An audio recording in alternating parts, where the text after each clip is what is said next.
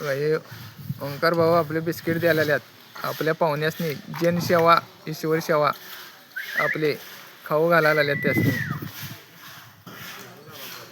Biscuit द्यायला आल्यात नागेश आणि बिस्किट द्यायला आल्यात नागेश आणि ओंकार आपल्या पाहुण्यांना खायला घालायला. असं एखाद्या प्राण्यांना जरा खाऊ घाला काय. आणि इथं देवात यायला आल्यात रोज.